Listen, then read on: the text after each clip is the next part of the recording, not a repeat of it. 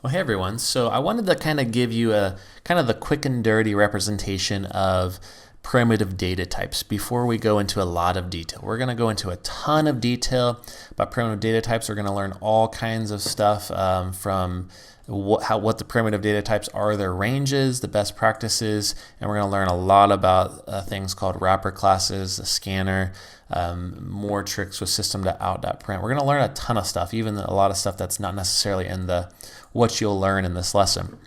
But before we go too deep into the lesson, I want to give you the very basic kind of 40,000 foot perspective before we get too deep into the weeds. So there are three types of primitive data types. Now, a primitive data type is basically a built-in data type. If you remember from the first lesson, we had a variable, something like num days in week equals 5, and that was what we called an integer. And an integer could store a whole number. So I want to kind of elaborate on that just a little bit here. And what we'll see is there's basically three different classes of the primitive data types. Again, built-in data types, we don't have to do anything special. We can just start coding and using them in our Java programs. So the first kind of class of primitive data types are the whole number primitives. Okay, the second type is the decimal point primitives. And then finally, we'll just say other primitives. Okay, so there are four different whole number primitives. That would be the byte, the short, the int, and the long. Okay, and essentially what the main thing to know about these four data types is that as you go kind of down this list right here, you can store increasingly larger numbers. Okay, so I'll go ahead and these are the data types. I'll go ahead and make a variable, for instance, for each of these, my byte.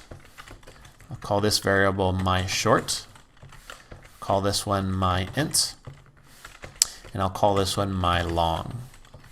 Okay, now in short, the range of each of these, so my byte is roughly from, this one's actually from -128 to about, or to exactly 127. Okay, so that's the range.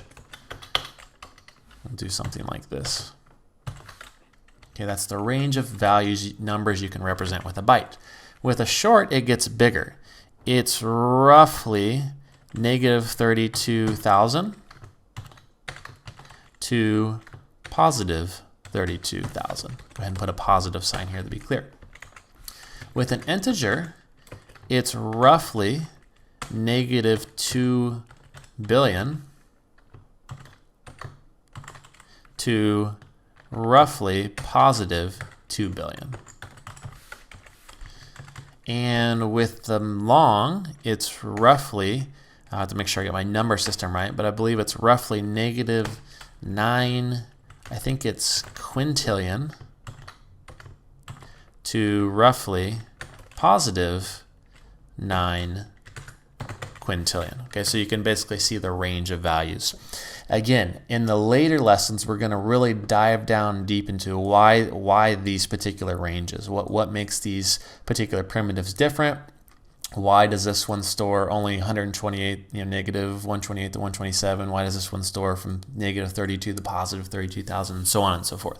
So we'll go into all those details. But if you just want the 40,000 foot picture, these are the ranges for these different numbers. So for instance, I can store a number in the byte like 55. Okay, you can see if I save it, I don't get any errors whatsoever.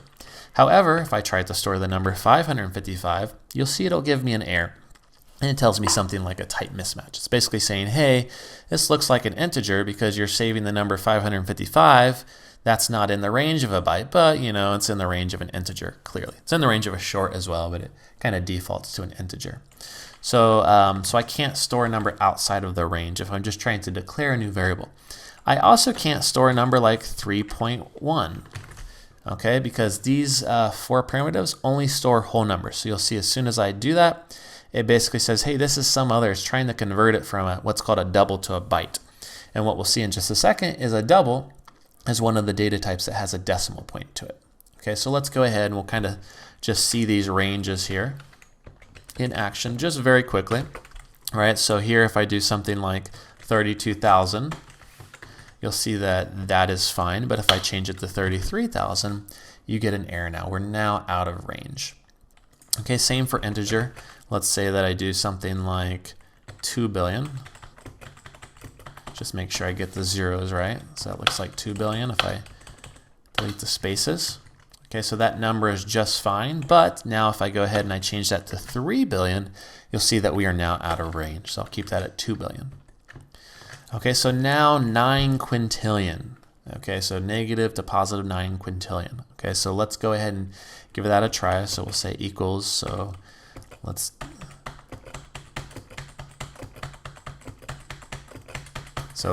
look at this, right? So this is this would be, if we just add the 9 to these 6 zeros, that would be 9 million, right? So 9 million, 9 billion, 9 trillion, 9 quadrillion, 9 centillion. Okay, so that looks good. Or I'm sorry, not centillion, but quintillion. So if I delete this, all these spaces, this should be in the range. Okay, now you'll see I still have an error. Go ahead and change this back to 32,000. I still have an error, and it says it's out of range. Okay, but I should be able to put a big L there. Okay, so essentially what happens is, and this is just kind of a very odd syntax that you need to follow with Java, but when you have a number, a literal is any number that you're literally typing out like this. If you have a number like this that is bigger than what an integer could represent, you just have to put the L at the end. It doesn't matter if it's a big L or a little l, but I would recommend doing the big L, because the problem with the little l is it looks kind of like a 1, so it can be a little bit confusing. So you'll see that does work. You can see this again. If I want to make it a little bit simpler, go ahead and comment out the end there.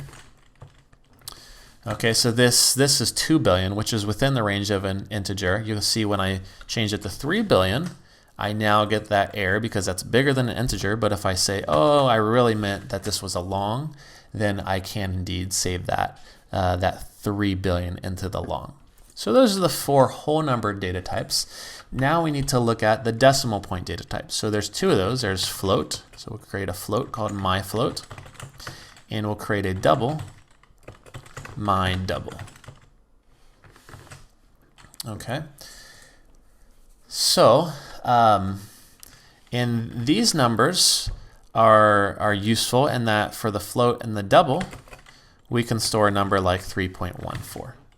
Okay, but what you'll see, it's a little bit interesting. We kind of have to do something similar.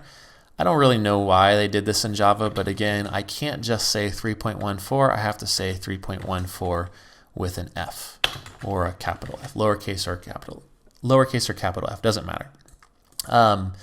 I can do really big numbers here. I can actually do something like this 9 quintillion. Right, I can't just do 9 quintillion by itself. I have to put an F on there.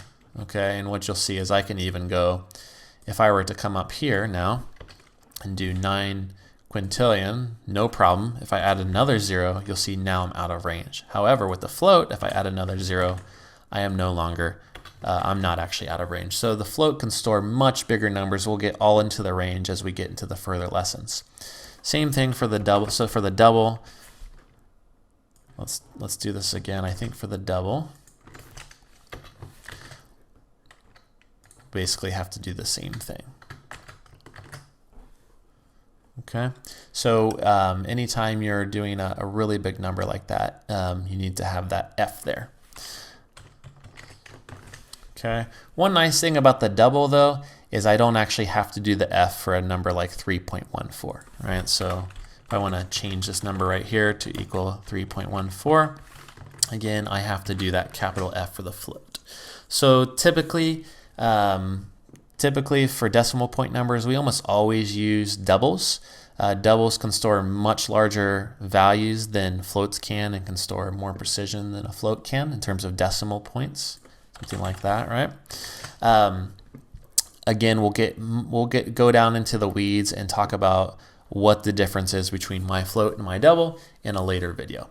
So the last two primitives though are the Boolean and the char. So let's look at a Boolean. These basically can take on two values, either true or false. Okay, so those are the only two values that these data types can take on. Boolean is just true or false.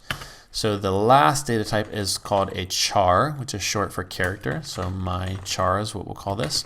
And this one can basically take on any letter, and we just simply put it within, we basically put it within a single quote. So this one has a G, capital H. You'll see if we try to put two letters in there, it won't work. It'll give us an error. We have to have only one single letter in there. So we'll keep it with the H. Okay. And then finally, if I wanted to go ahead and just kind of print these out, we can see if we do a System.out.printf, I'm just going to do, you'll see we have 1, 2, 3, 4, 5, 6, 7, 8 different data types.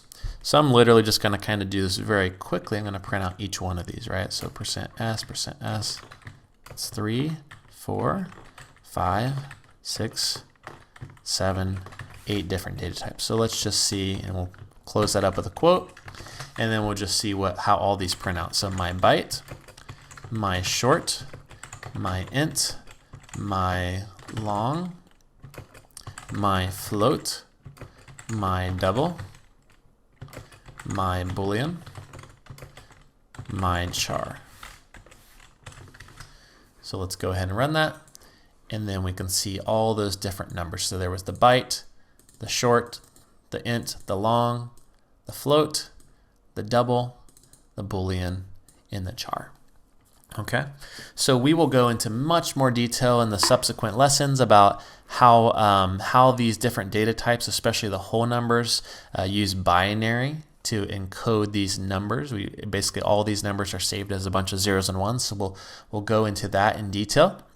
And then we'll actually talk about how do we print these numbers out. You can see these numbers are huge. How do we print these out formatted more nicely with comma, thousand separators, as well as if we want to limit the number of decimal points printed after that, the decimal point symbol, all kinds of good stuff like that. But for now, I just wanted to kind of give you that very quick overview of how you, what the basic primitive data types were, the 3 different classes of primitive data types, as well as how do you initialize them with literals, and just kind of pointing them out so we understand those basic differences before we get too deep into this lesson.